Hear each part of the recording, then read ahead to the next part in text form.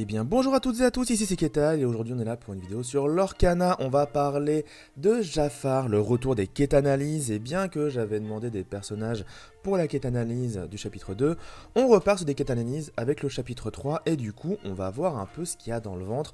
Je vous le demanderai tout de suite en commentaire, bien évidemment, de me proposer des personnages ou des cartes tout court pour faire des quêtes analyses du chapitre 3 dans les semaines à venir, quand j'aurai le temps, bien évidemment. Mais on a pas mal de choses à dire, pas mal de cartes qui sont assez impactantes, et on va commencer justement par cette carte qui à la fois a fait couler tant d'encre avant les premiers tournois, a vraiment inquiété beaucoup de personnes, et de mon côté m'a complètement donné envie de jouer ce personnage avec la fameuse combo avec le rêve bleu, vous avez vu l'intro, tout ça. Et donc on va parler de Jafar, illusionniste ensorcelant. Alors, qu'est-ce qu'il a de spécial? Premièrement, il a des stats très intéressantes. Certes, pour 7, 4, 5, c'est pas beaucoup, mais on parle quand même d'un personnage insaisissable. Et ça change pas mal de choses, parce que déjà, avec 4 d'attaque, il esquive cette fameuse Madame Médusa du chapitre 3.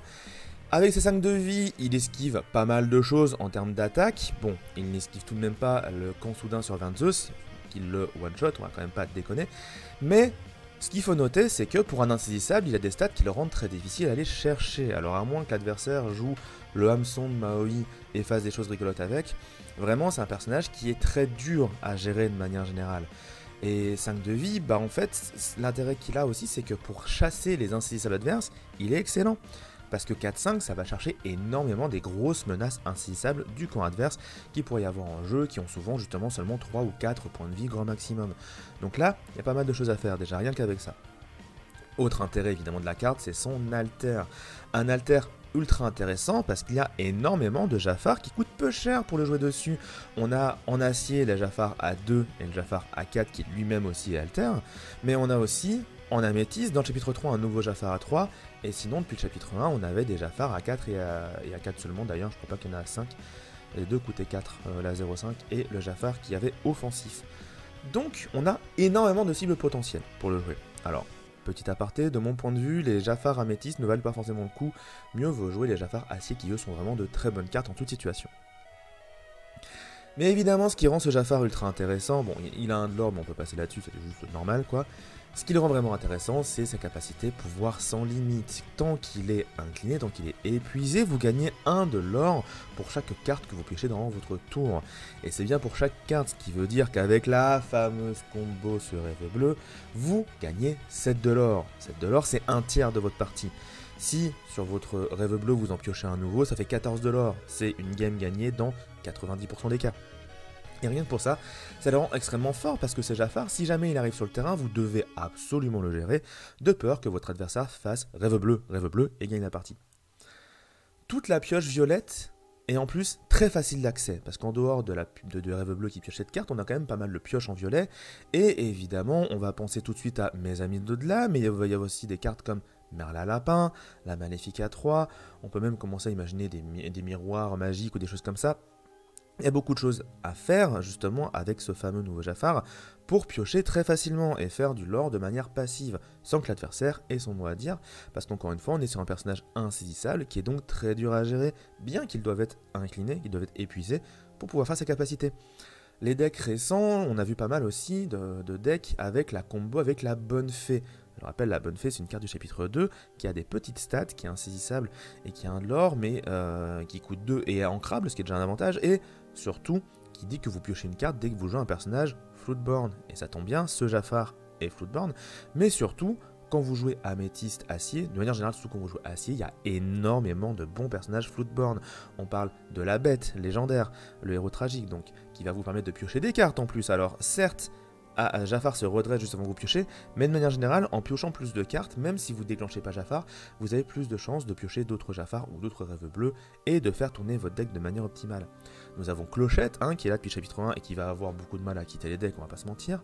Nous avons Robin des Bois, champion de Sherwood, depuis le chapitre 3, qui est une excellente carte avec un alter très low cost qui est très efficace justement, parce que tour 1 vous jouez le petit Robin des Bois 1, tour 2 vous jouez la Bonne Fée, et tour 3 vous jouez Robin des Bois, justement ça marche super bien.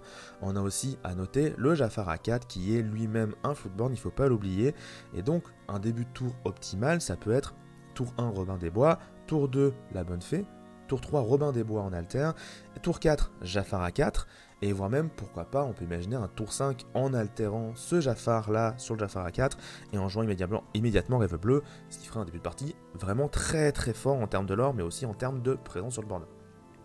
Alors après, il faut quand même relativiser, parce que on peut pas tout jouer sur Jafar. Le problème de Jafar, c'est que c'est une carte très puissante, mais il ne faut pas baser son deck dessus. De manière générale, il ne faut pas baser son deck sur une combo de 2 cartes, parce que même avec toute la pioche du monde, bah, si jamais ça sort pas, vous êtes bien dans la mouise. Et ce Jafar, bien que très efficace et dur à gérer, bah, y a quand même des cartes qui vont permettre de le gérer, justement. On peut le remonter en main en vert, on peut l'envoyer en encre en bleu, on peut lui envoyer un éclair de Zeus dans la figure, avec un soutien sur la Zeus, etc.